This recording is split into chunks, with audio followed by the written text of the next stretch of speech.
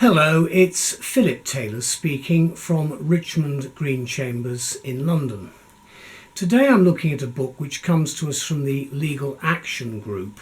It's a book we've reviewed before. It's called the Housing Law Handbook. It's this book here. It's now currently in its 5th edition and it's been written by Diane Astin again.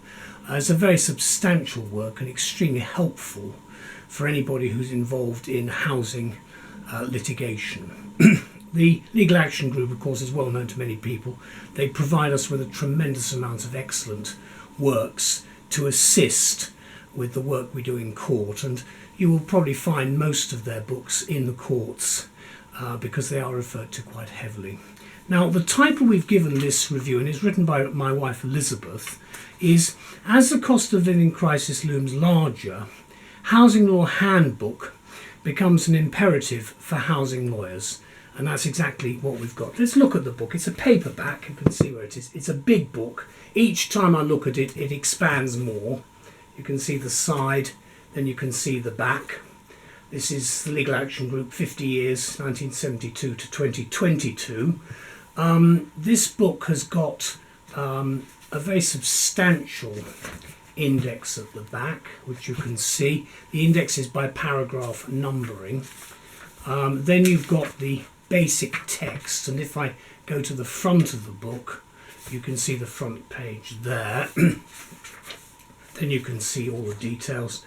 Diane's mentioned, of course, she's a solicitor with Dayton Pierce Glynn, and she specialises in housing law. There's a preface which is well worth reading. This book did appear in 2022 and I'm recording it in 2023, but again, a lot of what she says in the preface is still directly relevant and will be for some time to come. And in fact, the preface was written in November 2022 and I attended the launch of the book. You can see the contents section. It's very standard. You have a title and then you have basically a sub-index for each of the chapters. There are 21 chapters, then an index. There's the table of cases, a lot of cases, of course. And in fact, Diane has been very selective in making sure we have the most up-to-date information. Then a table of statutes. Then after that, you've got statutory instruments. And then after that, you have the EU legislation. There's still a lot of it about, and there will be for a long time to come. Then the international legislation. All those Brexit people have forgotten, and we're still going to have all this stuff, whether they like it or not. The abbreviations are there, very helpful abbreviations, because it is so easy to forget what an abbreviation actually stands for.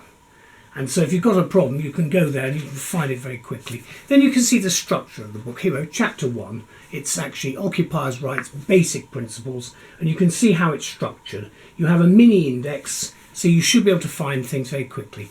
What is a tenancy and so forth. Then you have key points, which are highlighted in blocks. Those again are very helpful as a general overall introduction. For very specific cases, like the ones I do, like rent repayment matters and so forth, you do need very specialist works. But this is a book which will give you a lot of basic information for landlord and tenant matters and general housing issues.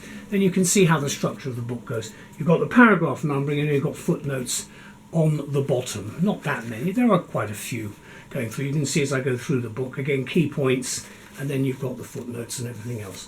All in all, it runs to nearly 1,200 pages now. And in fact, I think Diane was asked about why we continue to expand, and the answer is because there is so much happening.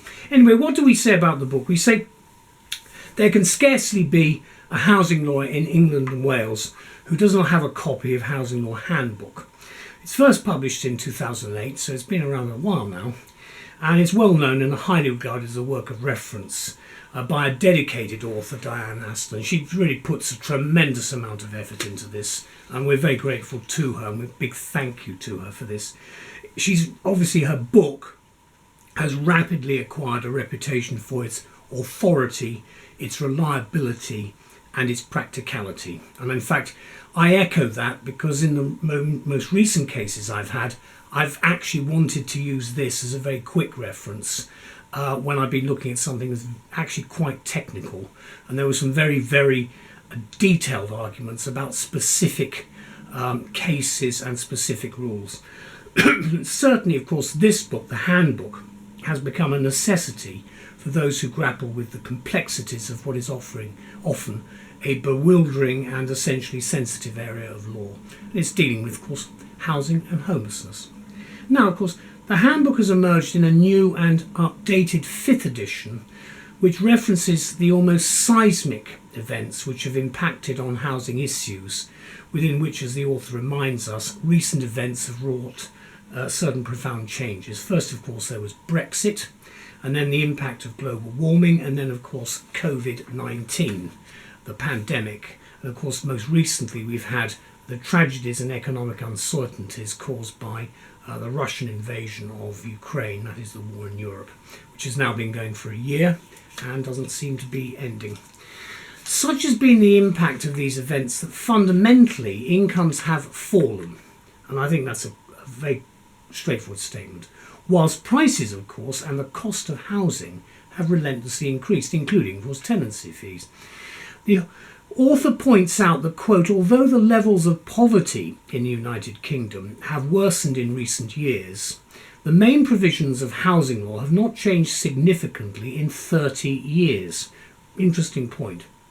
So for lawyers and advisors then, this handbook provides us with a reassuring source of information and authority within what is undeniably a complicated legal landscape.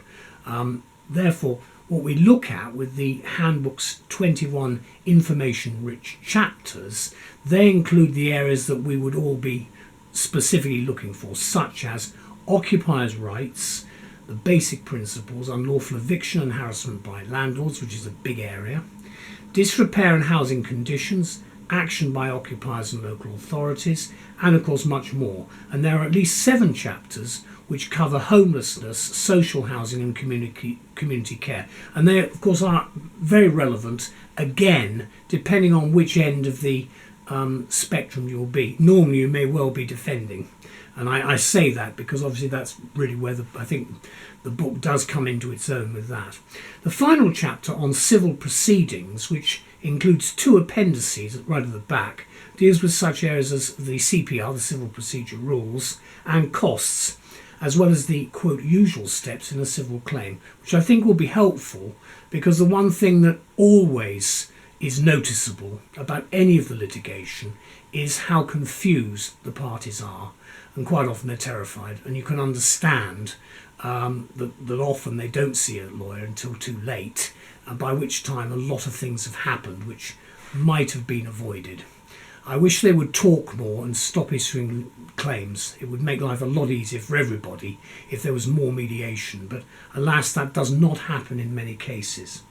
Now, case law abounds throughout this book, and all cases are boxed and highlighted to aid accessibility, and that's very helpful.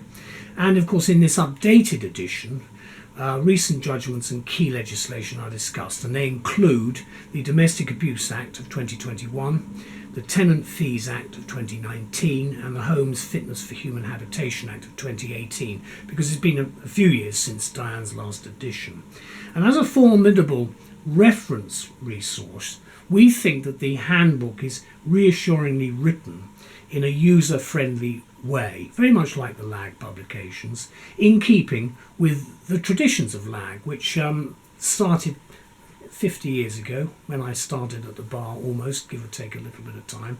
And frankly, during that time, I have been amazed at the way in which things have changed. But the Legal Action Group are still there and giving us a great deal of assistance. The book's very easy to navigate too, and the detailed table of contents, which I showed you earlier, with the extensive footnoting help. The numbered paragraphs are important when you're looking at the index is a 25-page index, and of course you should be able to find things very easily. You have to remember, of course, its paragraph numbering. Also, do note the 48 pages of tables, cases, statutes and statutory instruments, plus of course alphabetically the list of abbreviations, which I alluded to at the beginning, which is always handy.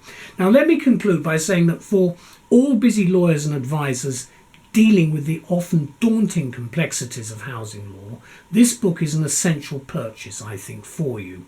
Note also that it's applicable now to English law only, and Welsh law has certain changes in it. I mentioned England and Wales as the jurisdiction, but there are some changes in terms of Welsh housing law, so be aware of that. And the date of publication is cited as at November 2022. The book was launched formally earlier this year, I think it was. And as a result of that, I'm doing a review a little bit later than I had originally planned. Let's look at the book again. It's a heavy book.